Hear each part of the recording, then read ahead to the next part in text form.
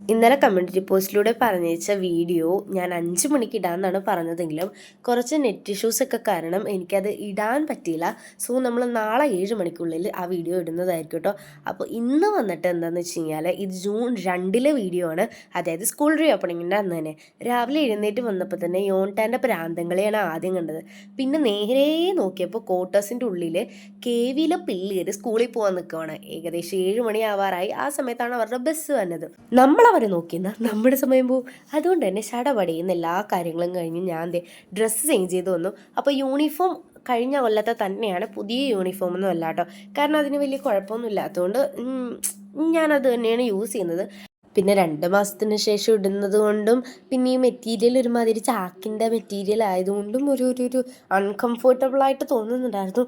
പിന്നെ ഇനിയിപ്പോൾ സ്ഥിരം ഇടാനുള്ളതല്ലേ, അപ്പോൾ പിന്നെ താനെ യൂസ് ആയിക്കോളും എന്നുള്ളൊരിതിലാണ് ഞാനിരിക്കുന്നത്.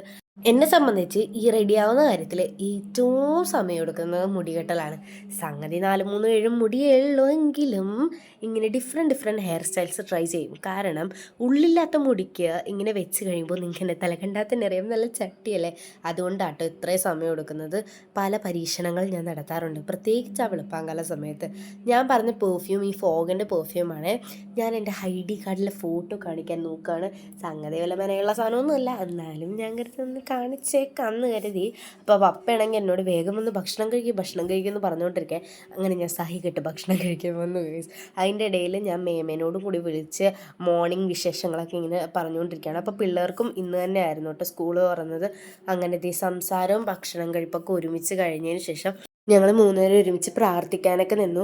പ്രാർത്ഥിച്ചൊക്കെ കഴിഞ്ഞ് നല്ല നെർവസ് ആയിരുന്നു കേട്ടോ ഞാൻ. കാരണം എന്ന് വെച്ചാൽ ഒരു എന്താ പറയുക, ഒരു പുതിയ തുടക്കമാണ്. നല്ല രീതിക്ക് പഠിക്കാനും കാര്യങ്ങളൊക്കെ ഉണ്ടാവും. അപ്പം ഞാൻ നല്ല ടെൻസ്ഡായിരുന്നു. അതുമാത്രമല്ല ഞങ്ങൾക്ക് പുതിയ ടീച്ചേഴ്സും കാര്യങ്ങളൊക്കെ വരുന്നുണ്ട്. പിന്നെ അവരെങ്ങനെയാണ് പഠിപ്പിക്കുക, എൻ്റെ മനസ്സിൽ പല ചിന്തകളും ഉണ്ടായിരുന്നു കേട്ടോ. എനിക്കെന്തോ അങ്ങനെ ഒരു ഓവർ തിങ്കിങ് കൺട്രോൾ ചെയ്യാൻ പറ്റണില്ല. അപ്പോൾ അതേ ഞാനും സ്കൂളിലോട്ട് ഇറങ്ങി. അപ്പോൾ എല്ലാവർക്കും നല്ലൊരു വർഷമായിരിക്കട്ടെ എന്ന് ആശംസിക്കുന്നു. ബൈ.